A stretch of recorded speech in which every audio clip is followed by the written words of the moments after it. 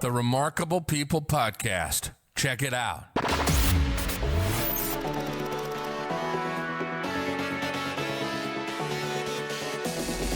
The Remarkable People Podcast. Listen, do, repeat. For life.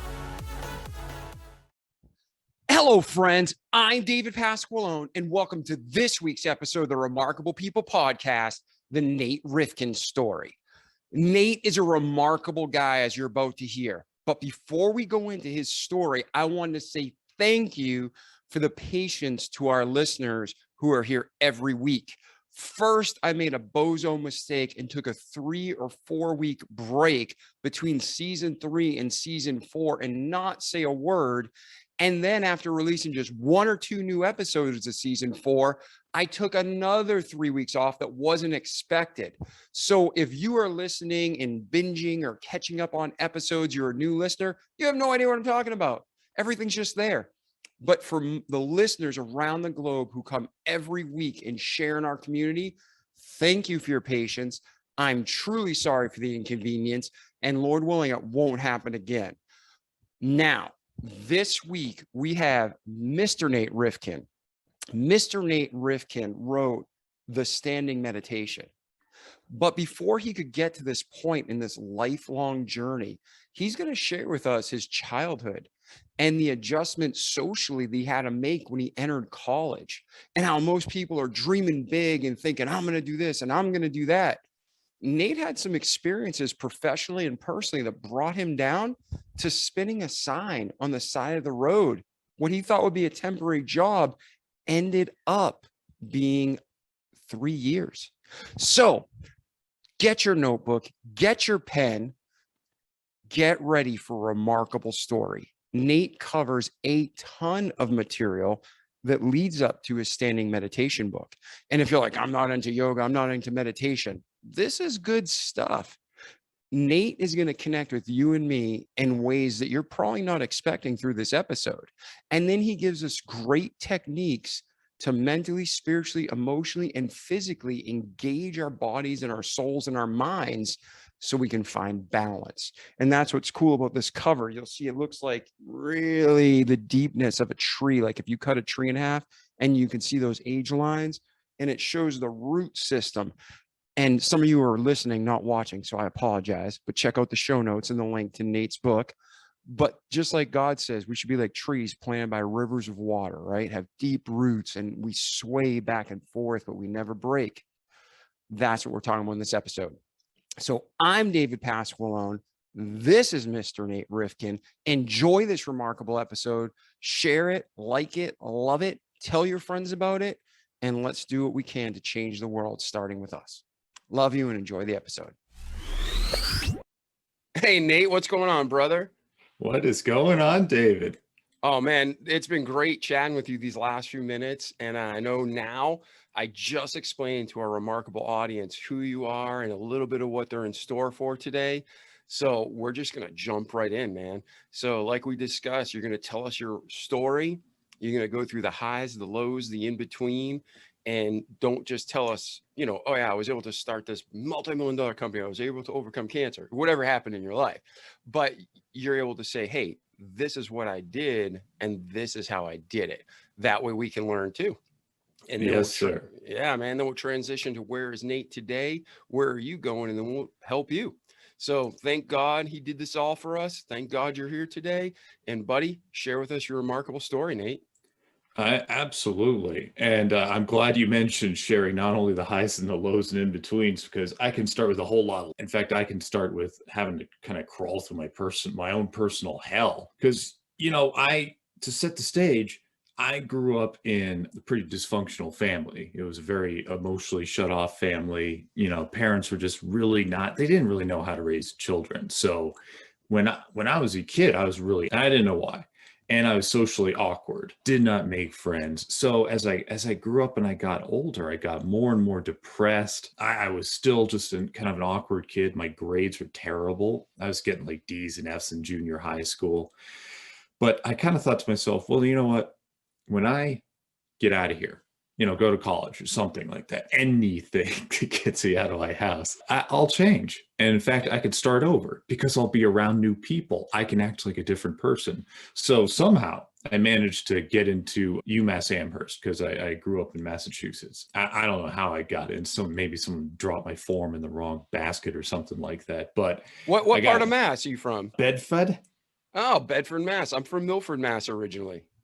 Small world, man. And you went to UMass Amherst?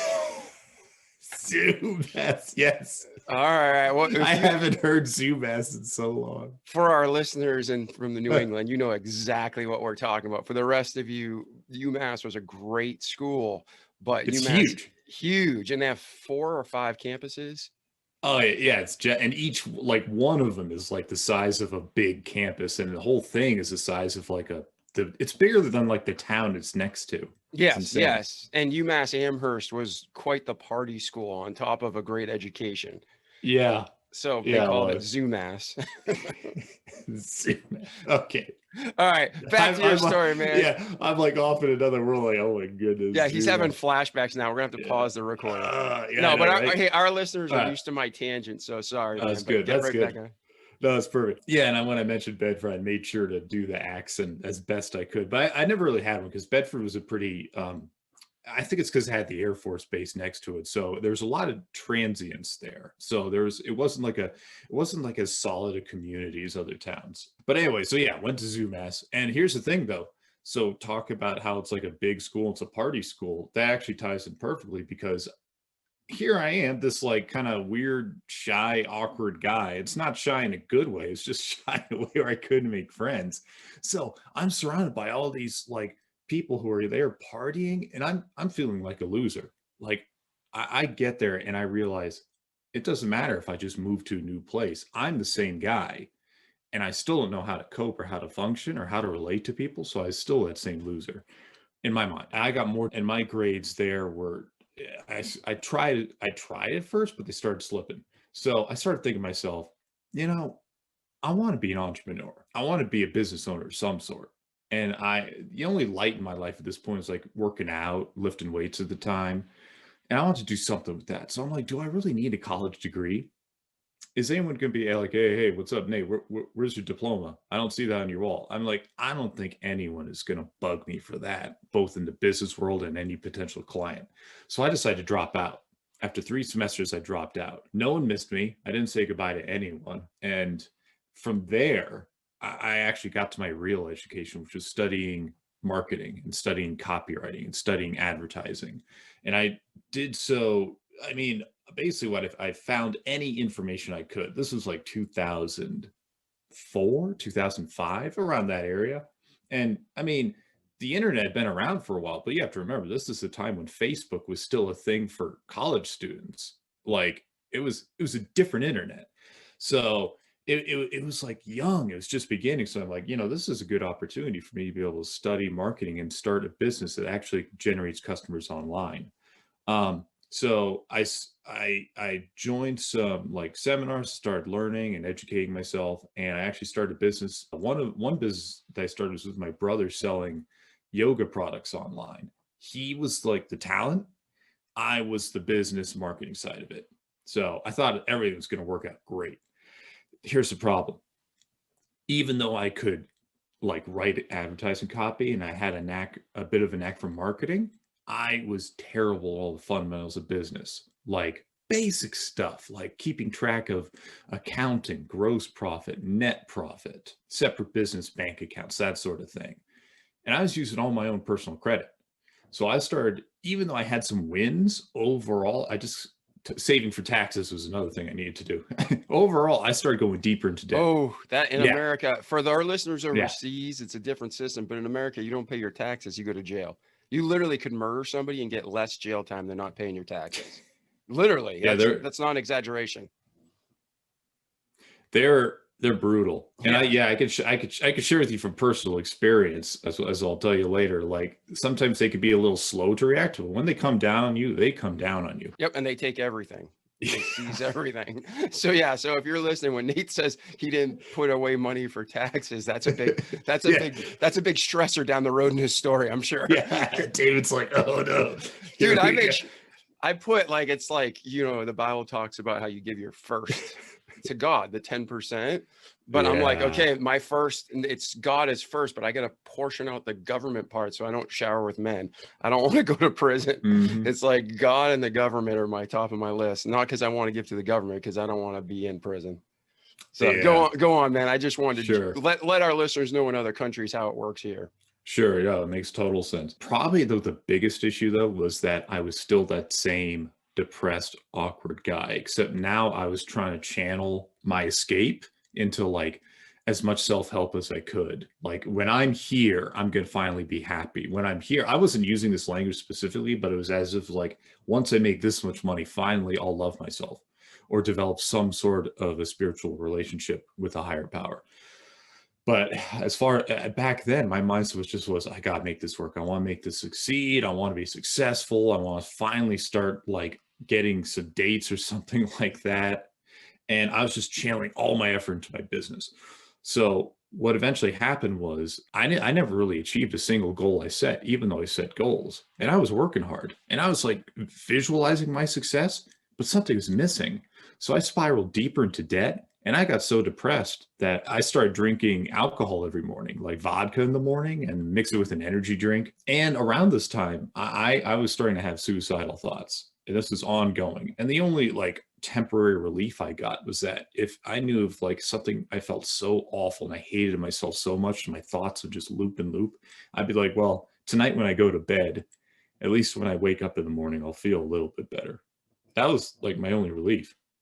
So that's kind of, before we go on, you just unpacked a lot and it's very important. Let's go back a little bit because you mentioned a couple things. So you grew up in a dysfunctional home, and how many brothers and sisters did you have?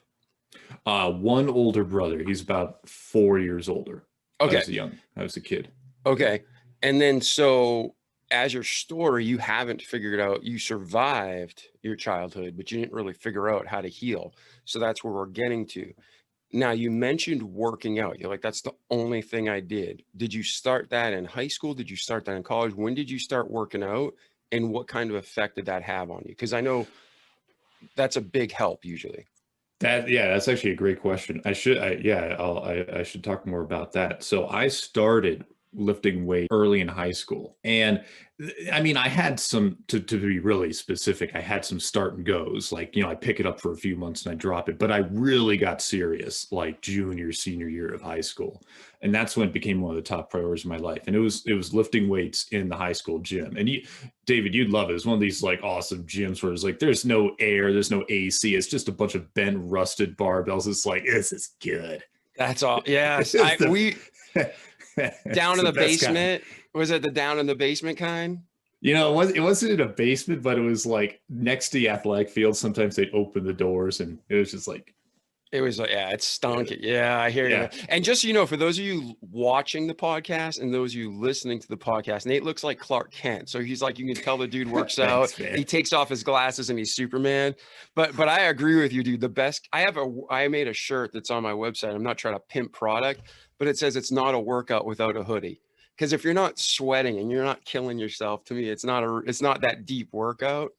But I remember the basement locker room in high school, and then up at the very top, there was like an observatory deck in the pool room, and it was so hot and sweaty. I used to go up in there and just run and run and run.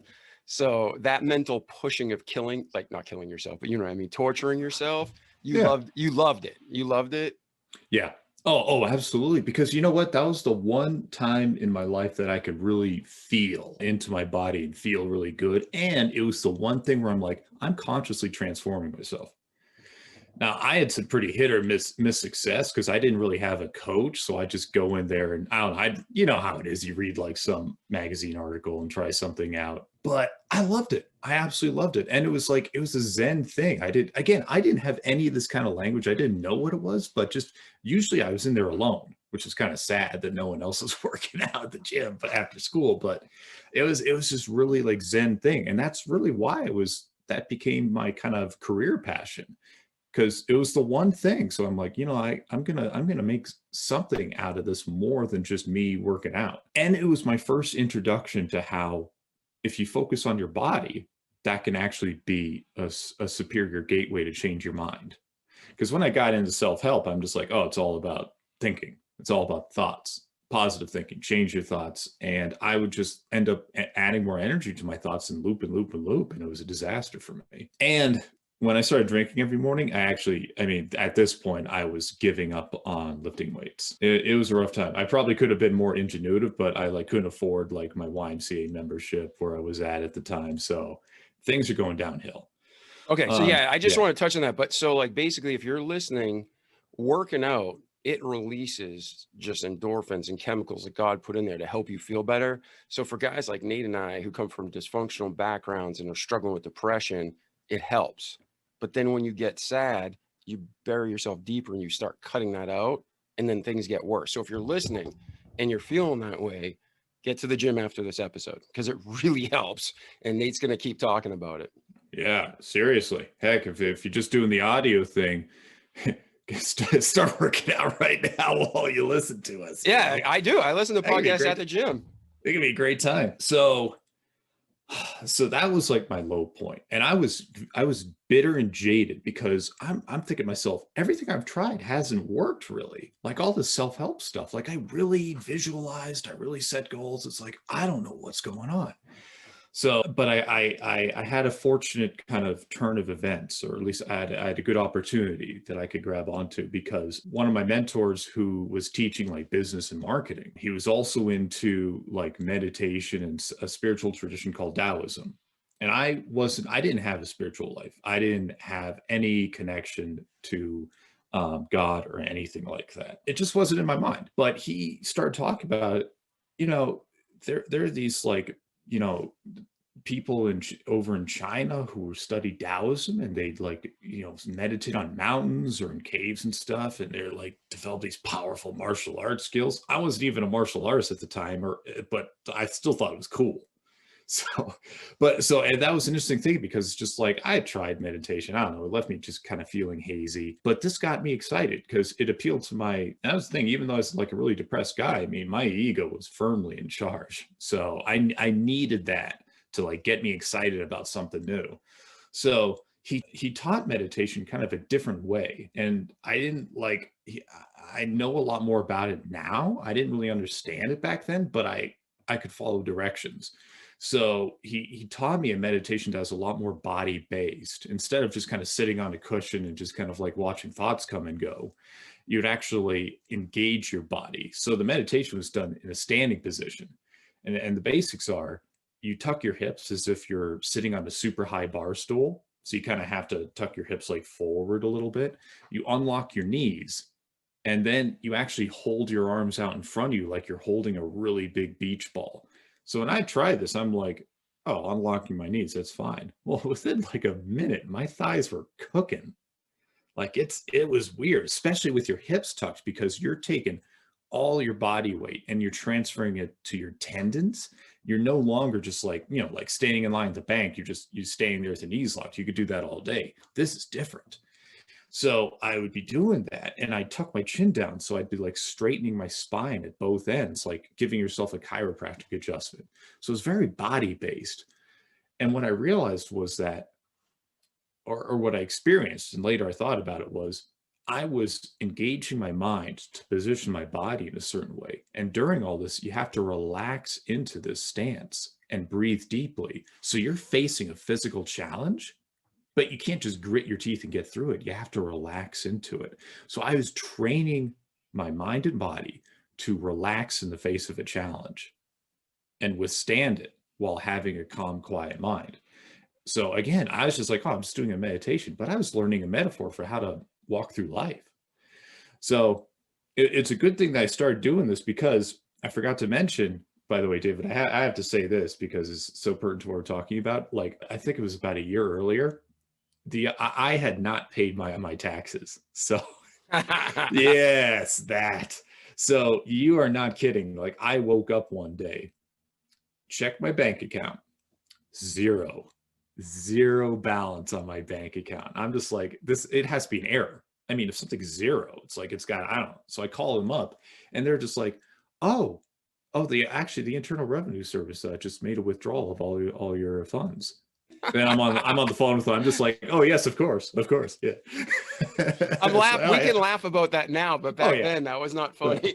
No, because of course that was right after I'd just written a check to a vendor, a big check.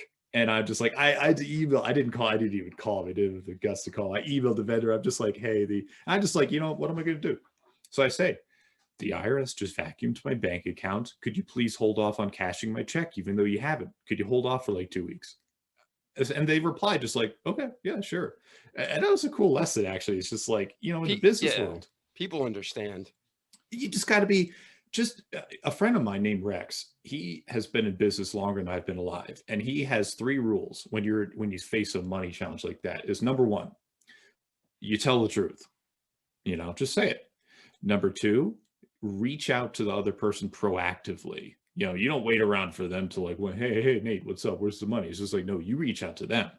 And number 3, you pay them regularly, as little as you can, but you send them something. Like my friend, he started out paying someone $5, like I think it was $5 a week or $5 a month, just because imagine being the person on the other end. It's like, hey, I haven't been forgotten about. They're not running away. I'm actually getting, and $5 turned into a larger, and it was like 180 grand that he owed. It was like a business did 180K. Yeah, I think those are 3 great steps in life lessons. And it's not just paying taxes back. Like you said, it's any debt, it's any relationship. Be honest, be straightforward, make your payments, be proactive. Man, I think you're spot on. Thank you for sharing that, Nate. Oh yeah, my pleasure. I literally like just remember that I had no intention of ever mentioning that, but there you go. So yeah, God had in your heart. Somebody needed to hear it, man. Yeah. So he sits down. He's like, all right, say this. So, I did not follow that lesson. I'm chuckling now because like I did not learn that lesson for a long time. So I was scared. I avoided. So the debt started piling up. But I was doing this practice and I didn't have the language for it at the time, but it was like, this was my time to go quiet and connect to a power greater than me. All I knew is I was just doing this practice, but I started to feel better. And it was interesting because I started to feel a little bit better every day. And it got to the point where by the way, I was still drinking every morning, but it got to the point where like the way I was feeling from just working on myself in this way was catching up to how good I'd feel, the buzz I'd get from drinking. So one day it like evened out where I feeling so good that when I took a drink of vodka, the alcohol just made me feel kind of drunk. I was like, well, this is interesting. What's going to happen like if this keeps going? Well, within like a day or just 2 days, I would do the stance. I would just like breathe deeply and relax into the physical challenge. And I'd feel pretty good. And I went to take a drink of alcohol and I actually felt worse because I was already feeling better. So I actually stopped drinking alcohol, and it wasn't willpower. It's just I didn't want to. And I just shared, this is my personal story. I'm not saying the same result's going to happen for everyone. Everyone's path is different, but it was a hint of like what was going on. And other people are like, Nate, there's something different about you. You're actually kind of like opening up a little bit more. You seem more kind of calm and confident. So I was like, this is real. If other people who don't know what I'm doing are picking up on this, okay, this isn't just in my head. So I got super excited about this. And within a few months, like I had experience where I was just doing this and I felt like my body was like lighting up and glowing. Like I was feeling so good from this practice. It didn't happen every time. It was just like this one little thing, but it was almost like God was dropping like a hint, like keep going. And I decided, No, when you're talking, it reminds me of the verse says, commit thy works unto the Lord and thy thought shall be established. So you started physically acting, whether it's in service or physically like training yourself, and then your thoughts started catching up. So I mean, that lines with scripture. The pose you did or the stance you did, is there a name for that if people wanted to research it? Or can you go through it again, the steps? Because you said like go through that again. So people listening, if they want to try it, let's see what they can do. Sure thing. So I'll go through it from the feet up. Okay. So anyone listening to this can just start. So you start with your feet facing straight forward and make your feet wider than the edges of your shoulders, which is a little strange because most people like put your feet shoulder width apart for like doing a squat or something like that. This is a little different. Make your feet a little wider, but straightforward. And then what you do is you roll your hips a little bit forward, like tuck your hips a little bit forward, kind of like almost like you're doing a crunch with your abs while standing. And it's almost like you're sitting on a really high bar stool. So if you saddle up to the bar or something, it's like, and this bar stool is really high, you have to kind of like get your tailbone on it.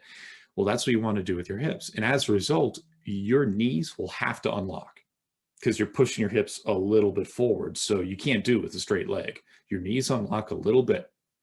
And then what you want to do is raise your arms out in front of you like you're holding a giant beach ball.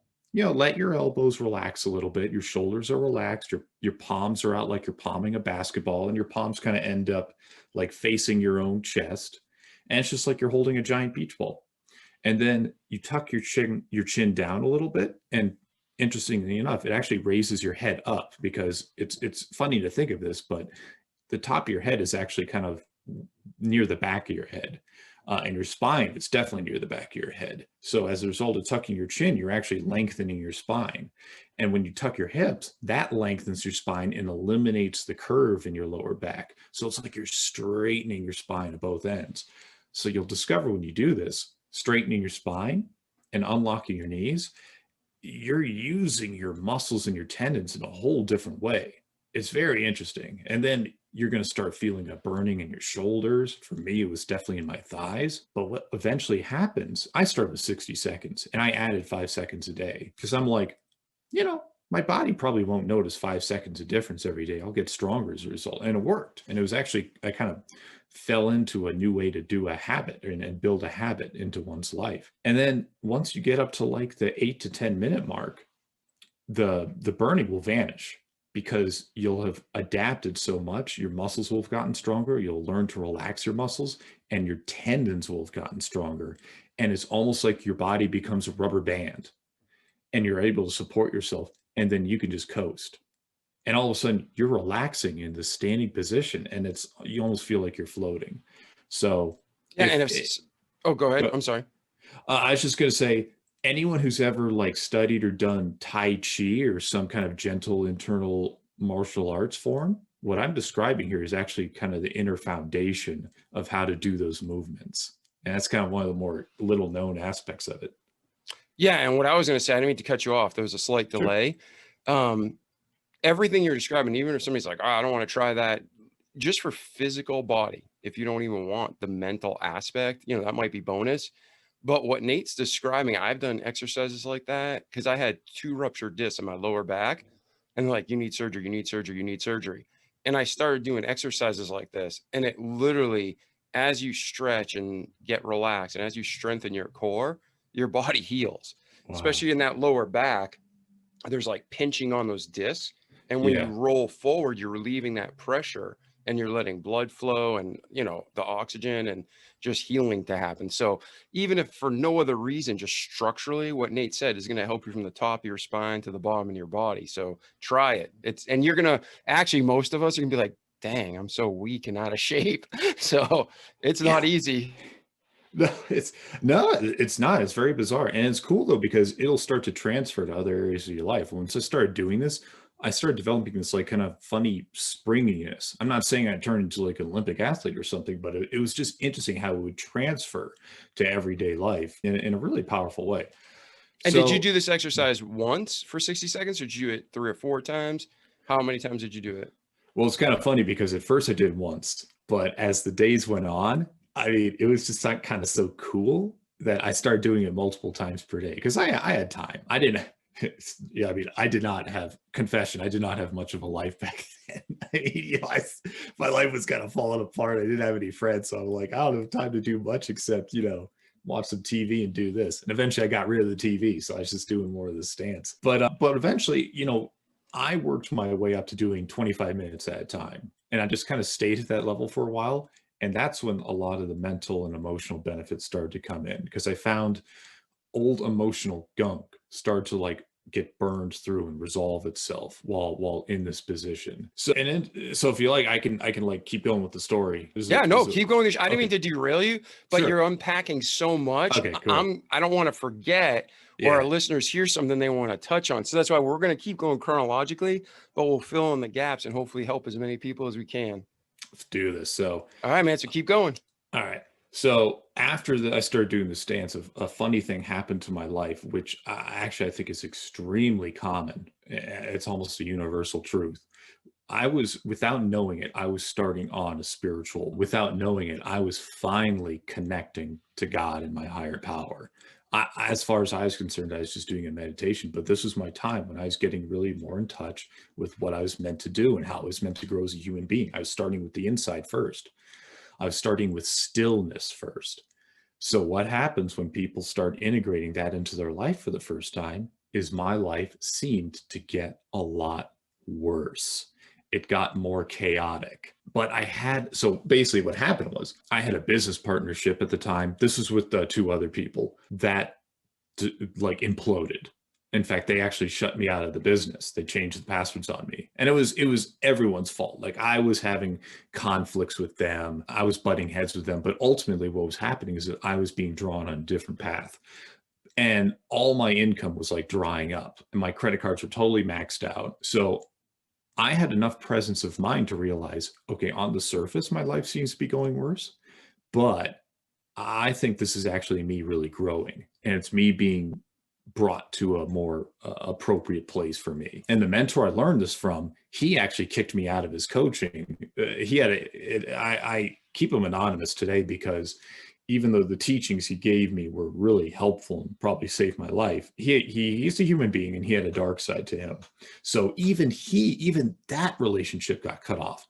So I was like alone. And that's a great, thank you for saying that, because some of the most influential people in my life, you might classify it as a good or bad experience. And what you said is, they say you never want to meet your heroes, right? Yeah, don't meet your heroes. Yes. Yeah, don't meet your heroes. But the fact is, I had a mentor in my life that God used to change my life for the better dramatically, but he wasn't a perfect person. So if you're listening, two things. Number one, or I shouldn't say perfect. Perfect means to be whole. He wasn't without sin. Because people misuse perfect. God says to be perfect. We can be perfect. He calls people in the Bible perfect. That just means to be whole. To be without sin is impossible. That's why we need Jesus. So I just want to clarify that. But when it comes to the people that mentor us, don't expect them to be flawless. And then for us, don't say you can't counsel or mentor someone, because we're not flawless. We'll never be. So that's just a great point. I just want to make sure you park on that. The whole model of life is for us to be disciple and to disciple. Like you can use the word coach, disciple, whatever you want. But basically, we're supposed to be giving and taking constantly. Because if you keep blowing air into a balloon, it's just going to explode. So once again, Nate's just dead on. Listen to what he's saying. Take notes if you're not driving and apply it to life. No, I love it. It's perfect. And by the way, I love the word disciple. I mean, it's where discipline comes from. That's the original intention. So I love that you mentioned that, because also I think in like kind of the coaching industry, the self-help industry, there could be a tendency to put someone on a pedestal. And it's often because the coach in question, it enhances their business to try and put themselves on a pedestal. So oftentimes you can get in a place where it's just like, I can't succeed without this person. But really it's like you will be brought to the perfect teacher for you. And if one turns out to be taking something too much from you or it's not appropriate anymore, you don't have to be paranoid and stick with that person. The perfect one will be brought to you. You're never alone. As my teachers like to say, they point up and they're just like, you're never alone. Not truly. So at this point, my life is going way downhill. I'm like, my credit cards are maxed out. I've got all that IRS debt. And I realized two things. One, I'm going to have to like file for bankruptcy here. Two, I need to get a job, and I don't have much of a resume to speak of. This was around like 2009-ish. So, we had that 2008 like financial meltdown. So I'm like, I don't know what I'm going to do. So I hop on Craigslist to like look for a job, and I'm looking, it's like accounting. No, I don't have an accounting. I don't have any college degree. So I'm like, but I still want to be an entrepreneur of some sort, or self-employed, or a business owner. I want to revive that somehow. So I can't chase two rabbits. It's like that phrase, chase two rabbits, catch zero. So I go on to the category of general labor, and I find a job for spinning a sign on a street corner. And it's just like, it's full time. And the ad was like, hey, you can listen to music all day on headphones, and it's full time. And I'm just like, you had me at full time and you had me at headphones because I can listen to audiobooks. So I can continue my self-education while getting paid, not exhaust myself mentally learning an entire new career trajectory, and then go home and try and work on my business somehow. Perfect. So I got the job, and I was like, oh, it'll be like a 3-month thing. I ended up there for like almost 3 years working for this company. But it was beautiful because, again, it was a time of stillness for me. And it was a time where I could be humbled. And it's just like you said earlier, by the way, about your finances. For the first time in my life, I took 10% of my money and I set it aside for myself. And I took 10% of my money and I found some kind of a charity to give it to. And 10% for me, by the way, was $30. So, and I moved into the cheapest condo I could find. And at the time, yeah, at the time I was living in Denver. So it was in Aurora, Colorado. I found the cheapest condo I could find. That's a beautiful place. I love that whole area. Oh yeah, it was gorgeous. I mean, I was the happiest I was in my life. I was living like down to the bone, and I'd spend $30 a week on like I went to no, it wasn't Costco, it was Sam's Club, and I just buy groceries. And I mean, that was it. For like years, I never went to see a movie. I had no idea what was playing. I never like went out or spent any money like on entertainment or anything like that. It was car insurance, it was gasoline, 10% to charity, 10% to my own savings account. And I was just living that system. I was like, the other stuff didn't work. Like trying to continually like reach outside of myself and like say, when this happens, I'll start saving. That didn't work. So I happened upon the principle that's just like, if you start building your wealth now, then you're programming yourself to be a wealthy person. It didn't matter if it was just $30. I was now confirming to my brain that I was growing my wealth. It wasn't just something I hoped for. I was doing it. And that's a great point, because God doesn't ever want us to do anything that hurts us. The tithing, the giving is just to be thankful, to be grateful, filled with gratitude, to acknowledge him for all he's given us. And that's why God asked for a percentage, because if a millionaire gave $30, it's useless. But if somebody in your position at the time gave $30, it's thankful. And, that's why the percentage system is the right way, even for taxation, for fines. It should be a percentage, not a fixed amount. Because if you and I get caught speeding in a $500 ticket, it hurts. But somebody else, that may break them financially. Somebody who's a mega wealthy elite, it's like, who cares? You know what I mean? But there's some countries that fine percentage. You get a speeding ticket, it's 5% of your annual income. That's going to stop you. That's going to, yeah. But tithing's the same way. Don't ever be ashamed if you give 30,000 or $30. It's just the percentage. Not God doesn't need money, but he just wants you to know that he's there. He provided and he loves you. Yeah. So that's cool. You found that out. It's cool because everything, if we allow ourselves to be open and real, God's natural way will come up. And that's something you just illustrated right there. Yeah, it's interesting. We just have to. It's not about like, oh, I have to like figure this complicated thing out. It's more about like stripping away the stuff we acquire as we grow up. All the kind of the false assumptions we make that they don't come from the divine. They don't come from anything like that. They come from, mom and dad or our culture or our friends. It's debris to kind of get rid of so we can actually listen. And so the real truth can actually shine through, because it's always there. It's just that we need to clear, it's like a phrase I've heard is like, get out of your own way, get yourself out of the way. And what that means is like, it's getting your acquired personality out of the way. Yep. Not the eternal you, but the stuff we acquire. Yeah. So, like even your decision to leave college. Again, we have listeners from all over the world. So you have a different worldview, a different culture. But in America, we've been raised for the last at least 60 years. You go to high school for the first you go to school for the first 18 years. Then you go to college, or maybe you get a job, but they almost look down on you if you got a job and you didn't go to college. You're not as good of a person. Then you go to college, you can get out and you get your first job, and you got to buy your house right away. And then you get a house, and then you get a wife or a husband, and then you have kids. And then you go all the way through life rushing, living someone else's dream because you're told that's the American dream. And then around 40, 45, people have midlife crises. And if you're watching them, putting quotes on my fingers. And the midlife crisis is you finally have the time to slow down and think about what the heck you just did for the last 45 years. And you're like, what the hell did I do that for? So what Nate's saying is the societal norms, your country, my country may be different, but we're all living with these norms that we just take for granted. And it's almost like you have to erase the chalkboard, get along with God, and rebuild. He's the foundation, but rebuild that structure from the ground up. And that's when we find joy and peace. So keep going with your story, man, how you're finding this joy and peace. Sure.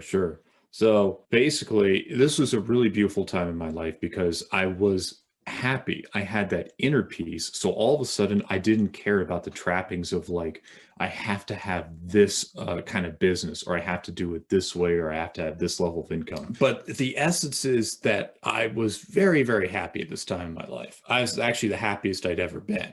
And I was finally, for the first time, building myself from the inside out instead of reaching and grasping for something outside of me to make me fulfilled, or to like give me enough outward pleasure that somehow I'd find fulfillment.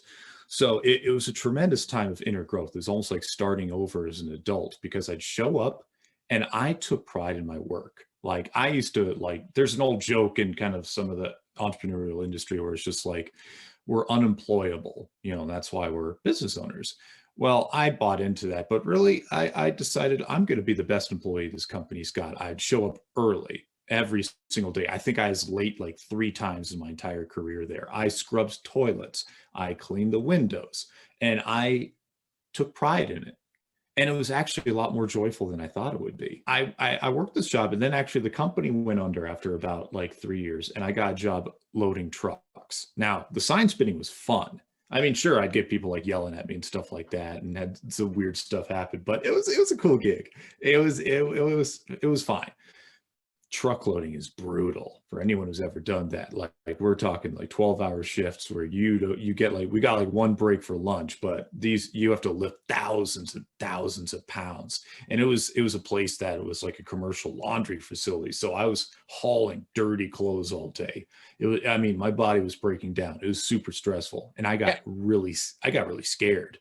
Yeah. And sure, if I've done that for 3 weeks in college, and the heat, because you're in a tin can. So if it's like 90 degrees outside, it's like 100 inside, and then more humid. So how long did you do that for? Oh gosh, a few months. I did it for a few months. And yeah, it gets hot. And in the winter, of course, what would happen is they had the bay doors open. So I wasn't there during the winter. I was there during the summer. But what I heard was that the equipment would start to freeze up. So they'd have to like bring in a forklift to raise these big things of laundry. It was like, I'm like, what is this operation? This is so weird. But it was absolutely brutal. So during this time, I'm like, I don't know what's going to happen, but I got to do something. I was getting really scared because I like the sign spinning. I could maintain it. But this is like, I got to get out of here. But I couldn't see a way out. So I had one person I was learning from, because I still wanted to like start a business or something. And he published a monthly newsletter on like marketing and business and all of that. And he hosted like webinars. And I talked to him sometimes, and we actually kind of got to know each other because he loved my story that I'm this guy like spinning aside or loading trucks. He's like, this is cool. So one day It was a Saturday, and it was like my first day. It was like my first day off of my weekly shift. I woke up and I had a funny feeling. So I go over to check my computer. It was after I did my meditation, of course, after I did my quiet time. I go over to my computer and I look up my bank balance, and it was negative like $130 or something like that. And I'm like, what is going on here? So I call up my bank, and I realized what happened was I'd written a check. I don't know for what, but I wrote a check for my business or something. And I overdrew my account by like $10. So rather than bounce the check, what do banks do? They hit me with overdraft fees. And they hit me with 4 of them. 4 overdraft fees. So that's how I ended up like $130 in a hole. So I'm on the phone with them. I'm just like, look, okay, you got me. I understand one fee, because I'm sorry. I messed up with writing a check I couldn't cover. But the extra 3 fees are a little excessive. And, I got on the phone with the manager, and he said, hey, as a courtesy, we'll remove 1 of the fees. The other 3 are going to stay. We'll remove 1. I actually Like he's started being crying. so kind and generous. I was literally, he could hear me start to cry as I said goodbye. I didn't start screaming or anything. I was just like, oh, thank you, goodbye. I was like, what am I going to do? I couldn't, I had no power in the situation. So I was like sobbing, sitting there in my condo in Aurora. And then all of a sudden, like it shifted, like what I was feeling shifted. And I wasn't anger, but I just got this charge. It's like the emotion turned into something else. And I started getting like really riled up. And I realized, I know this person that I'm learning from, this mentor of mine. He does client work. He helps companies out with marketing. And for a while, I had hesitated to contact him because I wanted to propose something where he subcontracts some of his work to me. Because it's like, hey, you can get me for cheap. And I'll work my butt off for you. But I'd always hesitated. So the hesitation ended right there. I got up and I actually wrote him a letter, and I printed him out, because I'm like, I'm not just going to send this guy an email that might get lost in the shuffle. I'm going to write this guy a letter. And I did, and I sent it to him.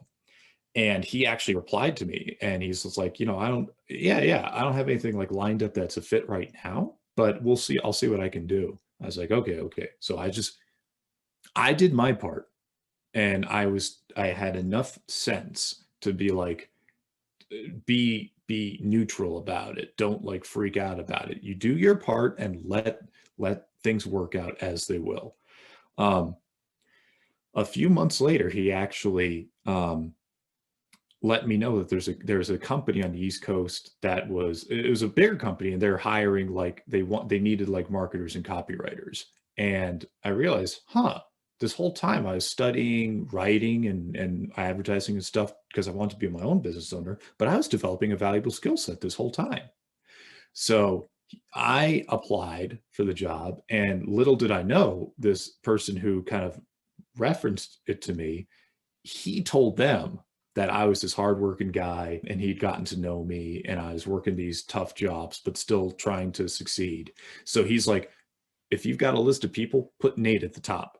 I didn't know this, but that's what he did. And so I actually interviewed the company, and we hit it off, and they offered me a job, and I moved. I gave my truck loading job or unloading job 2 weeks notice. My condo was month-to-month rent. So I told my landlord I was out. And actually it was funny because I was going to drive across the country. I'm like, can I leave like my bed and stuff? Because he actually worked with a nonprofit center. He's like, yeah, we actually need furniture. So I was like, do you want all my furniture? He's like, I would love all your furniture. So I got to give away all my stuff. Nice. And I started a whole new life, and it was different from what I thought, because this whole time I'm like, I wanted to own a big business, but I actually started as an employee at a company, and things worked out really well there. And this is going back like 5 years. And since then, I've continued to work on myself. I've continued to work on like my spiritual walk, and I became self-employed. And since then, I also wrote a book. And then I moved back to Colorado, and I met the woman of my dreams. And actually we got married this past September. So my life turned around. Man, congratulations. That's some big Thank you, stuff. sir. So I'm taking off my glasses. It's stuck in my hat. So where today, before we go on, Yeah. from where we are today all the way to your past, is there anything else we miss or anything you want to cover? Any final summary thoughts about that section of life? Oh, sorry. Can you repeat yourself, David? You broke up a little bit there. I apologize. Casey, you're going to have to edit that too, buddy. Sorry, man. So between where you are today, before we go on to all the way back in your story, is there anything we missed that's significant that you want to cover, or any kind of summary thoughts to share with our audience? That's a great question. I think what it comes down to is years later, I was able to look back and be like, okay, what really helped me? What really worked? Because I tried a whole bunch of stuff that did not work. And in terms of my story, I mean, we covered all the big stuff. I think the final key, though, that was super cool was that, I had all this trouble with the IRS. And when I went bankrupt, some of the IRS debt was not discharged. So the way, again, it works here in America, and the laws are changing all the time. But at this point in time, you could get rid of debt that was older than like 3 years. Well, for IRS. Well, I had tax debt that was newer than 3 years. So even after I went bankrupt, I had $50,000 of debt hanging over my head from the IRS. So I still had all this debt, but they were just like, you're so broke. And I was on the phone with them actually once, and they not literally word for word, but the idea was that I was literally so broke that they weren't going to harass me for payment. They were still going to rack up interest, but they would like wait for me to make more money. Well, as it turns out, I actually was able to pay off that debt. It took me years, but later I was actually able to like finally just write them a big check and get them off my back. So I think looking back though, the key points was that number one, I stopped trying to scramble for success outside of me by constantly picturing this dream life or setting goals that really relied on things working out that were outside of my control. If goal setting like that works for other people, that's great. I'm not going to argue with what works, but for me, instead of setting goals, I switched to what are my daily disciplines? What daily can I do to serve, myself and my own inner growth? And then by multiplying those day after day, the outside is going to take care of itself. So I had a daily discipline of being quiet, of being open and being in a meditative state, of challenging my body. And I started that daily discipline with 60 seconds. And I continued it, and I never missed a day for years. And I think in the last like 12 or 13 years, I've missed 3 days because those days I was like in bed with the flu. And then when it came to my finances, I took the same principle.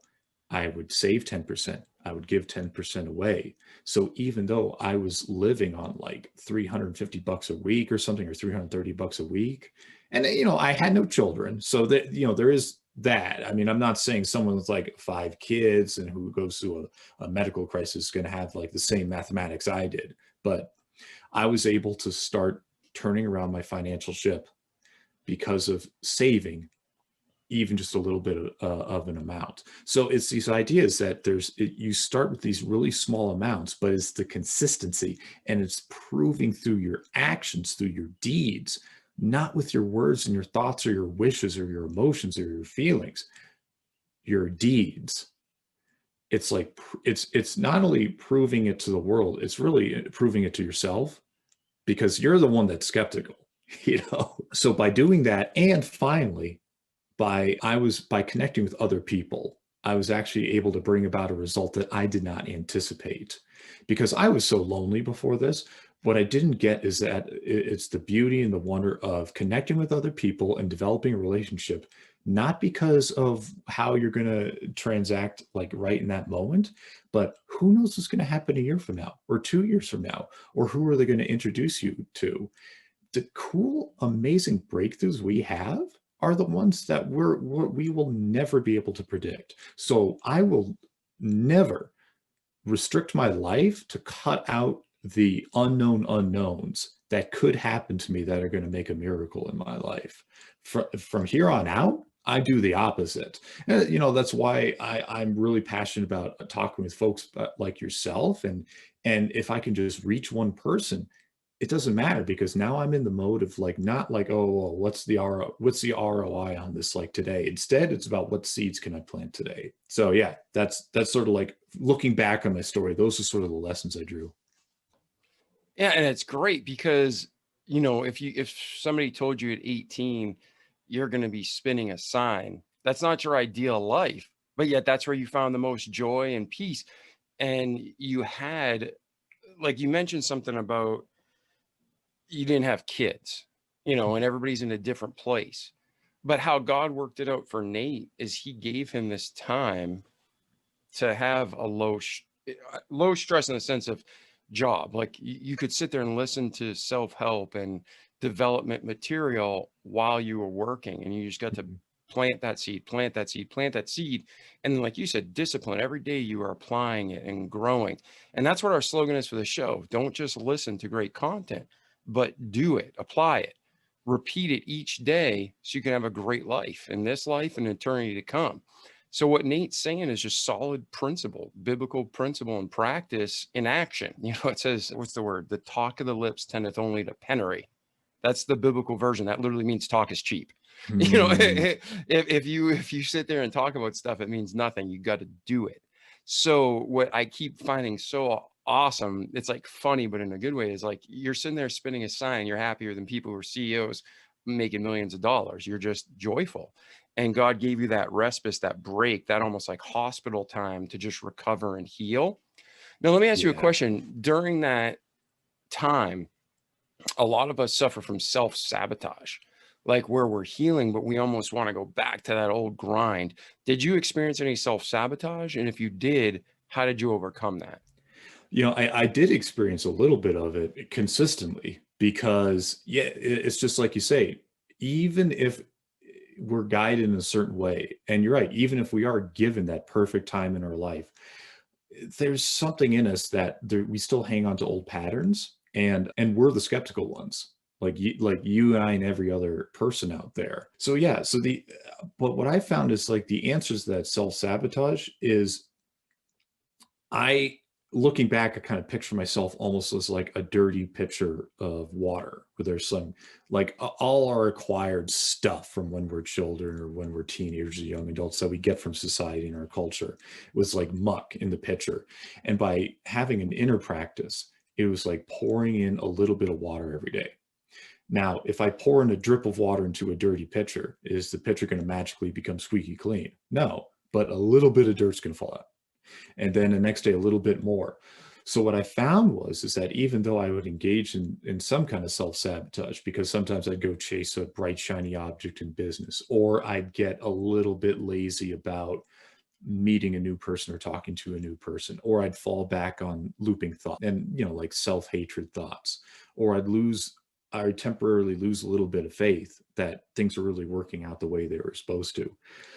What I'd find is that instead of trying to fight against that or trying to like make up for it, I would just fall back on what are the daily disciplines that actually helped me get here, and what are the daily disciplines that have really just been such a blessing in my life, and going back to those and finding that as long as I keep dripping in a little bit more water into that dirty pitcher, eventually enough dirt's going to come out that the self-sabotaging behaviors are going to start to fall away. And I found that as I did this, and here's kind of another piece to it, and anyone who engages in a spiritual practice, who opens themselves up in that, you'll find your life starts to take on, you'll start to recognize the meaning and the lessons in it. So what happens is, it's like you said, you will get, not only will God give you a situation where you can actually kind of revive yourself and take care of yourself, you'll also get lessons. And these lessons are never, oh, here's this like easy bit of wisdom for you. It's always like, okay, here's the challenge. Let's see what you can do with it. So what I found was that if self-sabotage came up, I'd always be like, okay, what am I learning here? Like even a silly situation, like when I was outside as a sign spinner, I'd have a kid come by every day and he would like make fun of me. And I was like, really? This is what my life has come to? I'm standing on a street corner. I mean, it was just bizarre. But I started to think to myself, it's like, there is a lesson in here. And what is it? It's the ability to confidently confront someone Because honestly, I mean, I know there's a lot of like anger and arguments out there in life, but how often do we really get to like actually be like, confront someone, be like, hey, this is wrong. So let's talk. And it actually happened. I was actually able to like, I think the kid actually like, I don't know, he parked his bike and was like doing something or talking to someone. I actually walked up to him, was like, hey, can I talk to you for a second? And it was amazing because it turns out he was getting pushed by his friends to mess with me and to bully me. And he didn't have any problem with me at all. So I was actually, he apologized to me and I was actually like, hey, it's all good. It's all cool. And that was a lesson because my self-sabotage was to stuff things down. And that was an example where I could stand up for myself and actually develop a bond with someone. So guess what? After that happened, how many people do you think messed with me? A lot fewer, because I had gotten through that lesson. So I think whenever we're hit with areas where we self-sabotage, that is a lesson being presented in front of us. And the spirit realm is very patient. God will wait for you to get the lesson. So I think it's all a matter of like, what is it that I'm supposed to learn and what is it that I'm supposed to do to become a better person? And then the challenge will often disappear. Yeah, I agree. It's almost like a video game. You have to complete that level before you go to the next one. It's like when you complete that lesson, it's like, okay, now you're ready for the next step. Yeah. So we gotta finish what we start, right? So that's awesome. So where's Nate today? You go from a sign spinning, truck packing guy, and now you're married with kids, writing books. Talk to me about today. Where's Nate today? Sure. Well, actually, no children, but I am married, Oh, I'm happily sorry. married. Sorry about that. Yeah, it's all good. So I decided like 3 years ago, it's like I went through all of this and I think I learned a lot of things that kind of isn't presented in the way that's really going to resonate with people. So 3 years ago, I wrote a book about everything we just talked about, but I dive a lot deeper into the kind of the lessons I learned and the practices I did. And around the same time, I actually met the woman of my dreams. And after about 2.5 years of dating, or sorry, just 2 years of dating, I proposed to her. She said yes. And after 2.5 years, we got married. And now we're living in Golden, Colorado. And now I've decided like I want to thrive in an even bigger way by talking about what I went through and writing about it. And yeah, that's why I was happy for you to invite me on your show. Oh, absolutely. Now, are you working for someone now? Are you on your own publishing company? What are you doing now professionally?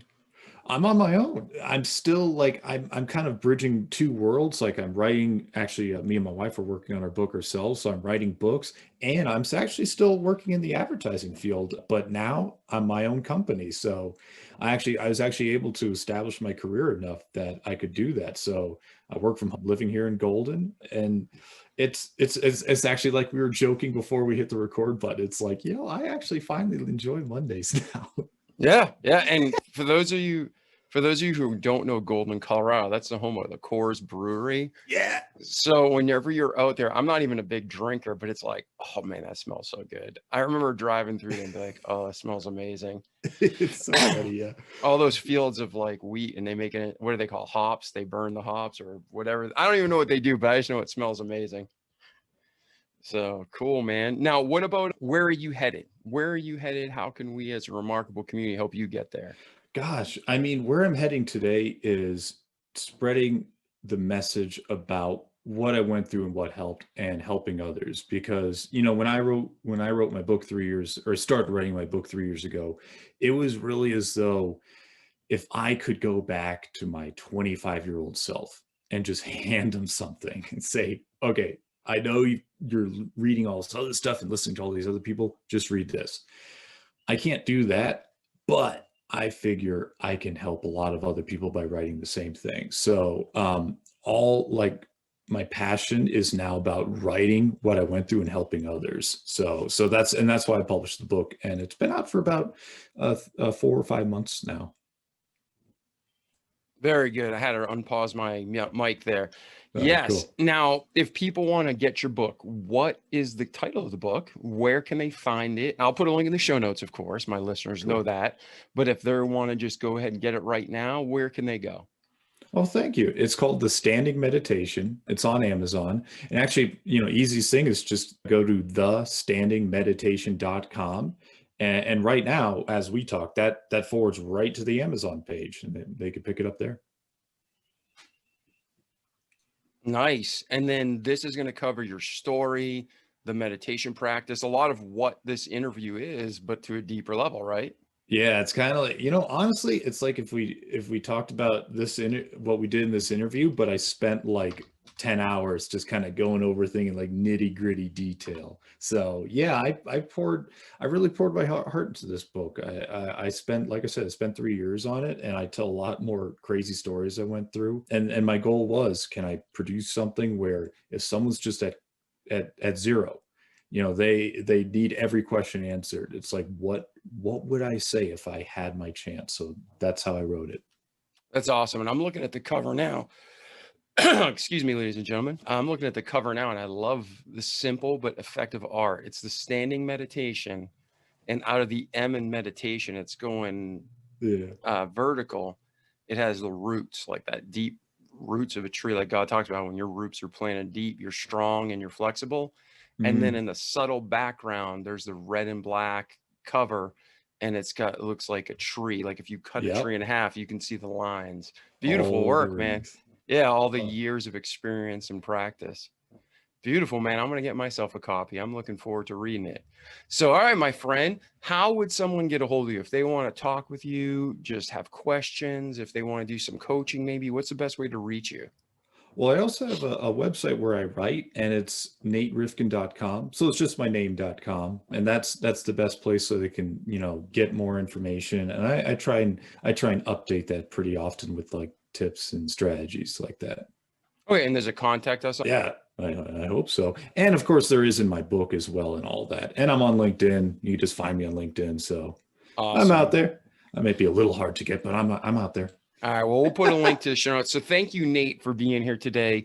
It's truly been a fantastic experience and episode. And I don't know if the listeners, if you saw this, but there's been glitches. We've had literally technology storms. Yeah. My side, there was a storm and shut us down. Nate's side, I don't know what happened. And so my intern, thank you, intern Casey, especially for putting all this together. Yeah, thank you. Ladies and gentlemen, if you're watching this or listening, intern Casey's the champ, man. He put it all together. And Nate, you truly are a remarkable guy. We love you. If we can help you in any way, let us know. And then to our listeners all over the world, man, don't just listen to this stuff, but do it. Do the good. Do the stuff you know you need to do. Repeat it each day like Nate talked about. Just that consistent discipline. And then you'll see yourself changing slowly. Other people will recognize it more, but you'll recognize it eventually. It's like going to the gym. You don't just get buff the first day. It takes time. And then repeat it for life so you can have a great life in this world and the eternity come. So I'm David Pasqualone. This was Nate Rifkin. You are you. We can't wait to hear your remarkable story. So take what Nate says, and moreover, take what God says and run with it. So Nate, any final words before we close this episode, brother? Well, thank you. It was an honor to be here. And it's like we kind of been saying throughout this whole thing, it's really about opening yourself up, and you're never alone. If you're with God, you're never alone. Amen. Wow. Beautiful words to close with. Thank you, Nate. I look forward to continuing our friendship. We're going to wrap this episode up, ladies and gentlemen. Listen to it again. Go back and listen to other episodes so you can grow. Share this with your friends, your family, your loved ones. Maybe even share with people you don't love. That way they can grow and become a better person, like that kid Nate was, again, heckled by on the street, right? Yeah. So that's it. I'm Dave Pasquale, and thanks for listening to the Remarkable People Podcast. Ciao. The Remarkable People Podcast. Check it out.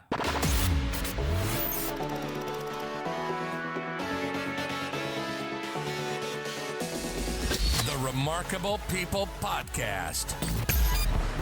Listen, do, repeat. For life.